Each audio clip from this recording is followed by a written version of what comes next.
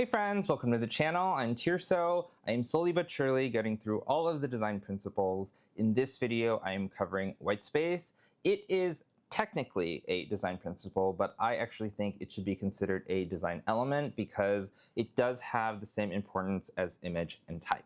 I couldn't come up with a concrete explanation because, like proportion, it is also a feeling. So I hope you understand through example. Here is my guide to using white space in graphic design. A great way to think about this is the placement of the couch in your home. Most of us are couch against the wall basic, and then there are others who are space behind the couch rich. So imagine yourself sitting on both of those couches. Depending on the placement and the space around it, your perception changes, and that is the same as white space in design. It's not just visual, it's also visceral. If you were to pull your couch off the wall, it wouldn't feel quite right because the rest of the room wasn't designed with that space in mind. All this to say that white space doesn't really work without structure and intention. Instead of building from scratch, here is a layout. There is nothing technically wrong with it, but it is pretty full. So let's see how white space changes how the page feels. The border fills in the space around this text block. Let's try removing it.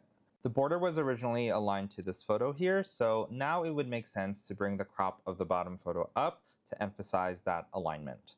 And I can just adjust the text to fit into this new space. I don't actually know why I started here. I think the border just caught my attention first, which is also not good in terms of the original layout.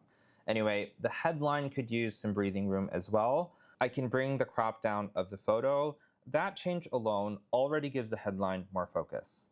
The space is fairly balanced all the way around, but it does feel like it's floating.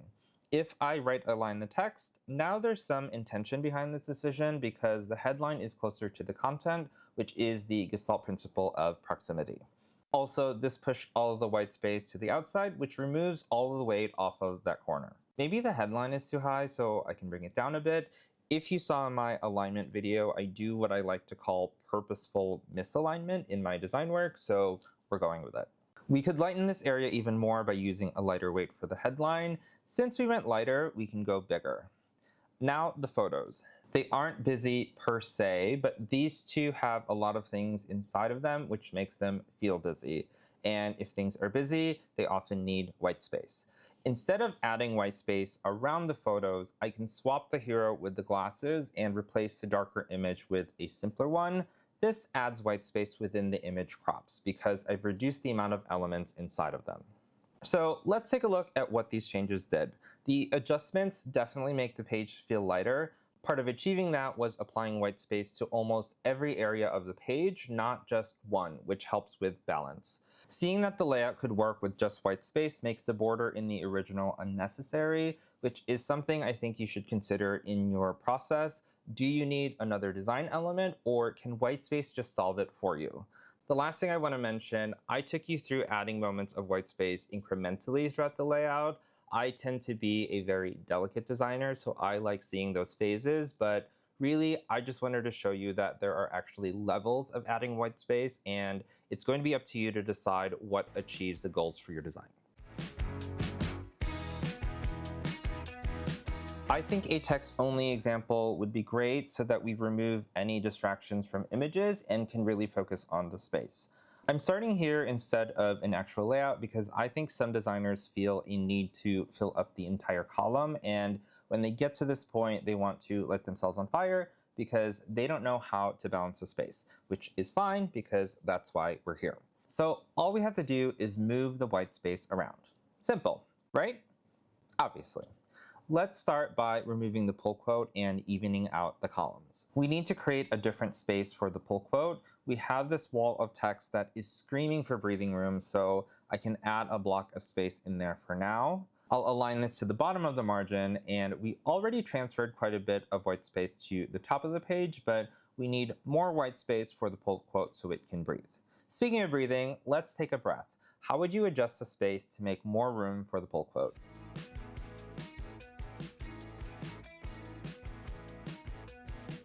I'm seeing this space in the top right. The text takes up only a part of it, but effectively it takes up all of it. If I clear it from the space, I can bring the third column up.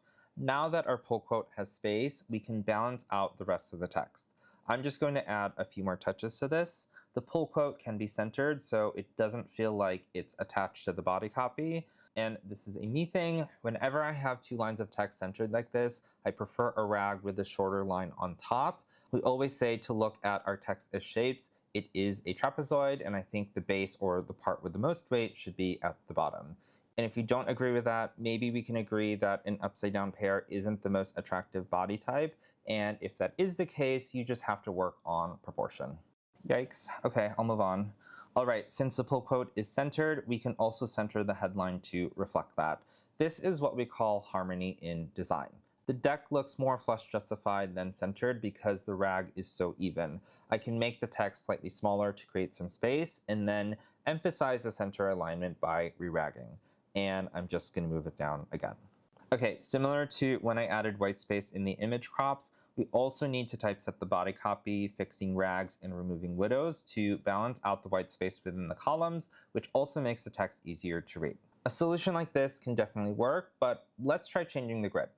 I mentioned in my last grids video that when you use a 5 or 7 column grid, one of the columns will almost always force white space on the page. And here is that adjustment. This is the same amount of text, but the white space is now concentrated in that column. Because of the placement of the headline, I actually want to move the column over. Now, if I center the title, it adds a moment of symmetry to the page with this column leading directly to or from it. I can use this column for the pull quote, plenty of white space around it, but it is in the same typeface as the headline. It wasn't a problem in the previous example because they mimicked each other. Since they're going in opposite directions, I think it creates some tension. To separate them, I'll use the same typeface as the deck instead. I can separate further by using color. A nice rule for design is if you want it noticed, make it red. And no, I don't agree with those color memes that say red is for danger or passion. The width of the columns changed, so the body copy needs to be typeset again, and this is another potential solution. I do like that moment of symmetry, so let's do one more option focusing on that. I'll remove the pull quote again. Instead of trying to even out the columns, I want to balance them. To do this, I'll split the space in half and move one of them over to the other column. Now we just even out the columns. But Tirso, they're not aligned. So this is a very editorial approach to layout design. The columns don't have to be aligned because the goal isn't alignment, the goal is balance. Speaking of balance, earlier I said that ragging your text creates balance. Each line of text is basically gray, and when the text is grouped together, it's also gray. So what we've done is effectively create a rag at the bottom of the columns as if they were lines of text vertically. Now, to emphasize that symmetry, we simply center the head and deck, make space for the pull quote, also centered. I think the head and deck could use more white space so we can reduce the difference in height of the column slightly to create that space. Here is a reminder of where we started. Now let's look at the three options. There were some tiny adjustments like the size of the pull quote, but mostly all elements are exactly the same. I think the takeaway from these is that white space isn't just leftover emptiness, it's an active part of the design, and when you start thinking of type as a shape and white space as an element to sculpt the page, you start elevating your design work. This next example is going to be a poster of my travels from the Philippines. In regards to white space, I want to focus on the idea that white space doesn't have to be white. So instead of white, let's turn the page a color. I'll drop in a title, a photo, and a caption. It would probably feel natural to anchor the poster with the photo, so I'll make it larger. And maybe the caption goes inside the photo to leave the entire top area as white space for the title. Maybe the photo gets larger. Sure. If we're talking about white space alone, this, in theory, satisfies the use of it, but white space is so minimal, it's not always enough to carry the page on its own, so it needs more visual interest. And when we're talking about visual interest, that doesn't necessarily mean using extreme type or adding lots of elements. It's just designing it to get people to notice, and people notice things that go against what they see normally. So far, people are used to every design decision I've made. Left align headline, caption in an image, and the image is also square. So Let's break away from all of that, starting with a right-aligned title. Maybe she gets bigger. For the caption, I think it's fine on the right side, but let's make some space for it by cropping the photo more vertical. And this was a happy accident. I like the overlap of the text onto the image. Maybe not for the caption, but I can do that for the title later on. For the caption, I'll reduce the width. I would prefer this caption to be left aligned because it relates directly to the photo. I don't really promote mixing alignments too much. It's not wrong, but I think this interaction is weird because of the different alignments, and proximity emphasizes that. By adding white space, it helps relieve that tension. It may seem extreme. I'm also not measuring anything because we're going based off of feel. So let's do a version bringing the caption up and compare the three.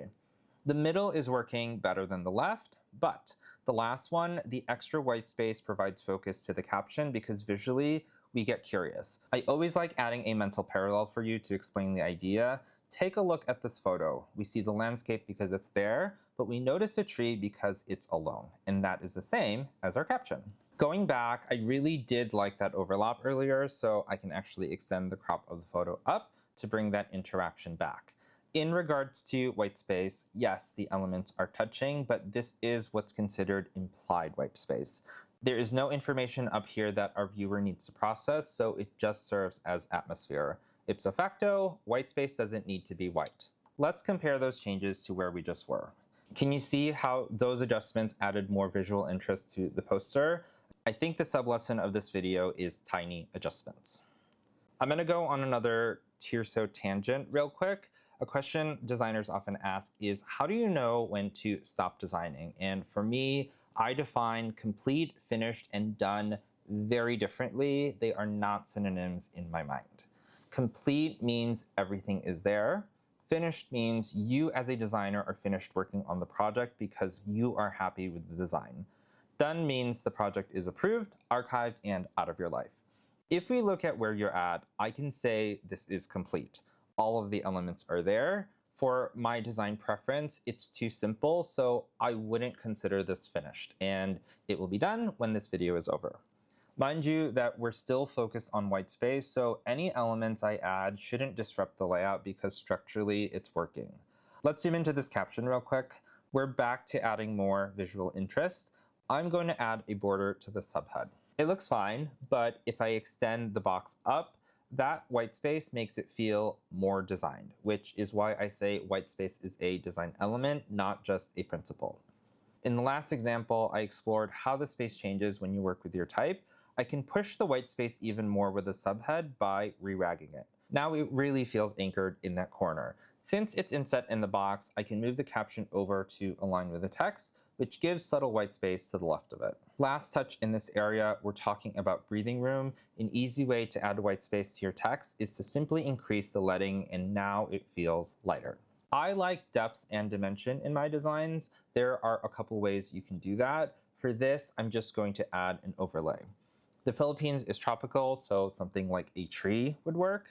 And some final touches. For the image, we don't need to see the end of the tarp, so I can extend the red to clean up the crop. There is also a softness to the shadow, and I can reference that in the photo by adding a blurred vignette to it. Again, harmony. And now I'm finished. Comparing to where I was when it was complete, the left looks like someone designed it. The right, I know I designed it. We're nearing the end of this video, but are we done? Almost. This can be turned into a poster series like this. Just a couple things to mention with these. Because I left white space above the subhead and below the caption, it gives flexibility for the text to be any length. They can't write War and Peace, but I can give them a couple lines. And for this last option, the photo is almost entirely implied white space, which gives more focus to the title and the caption because there's nothing to distract you.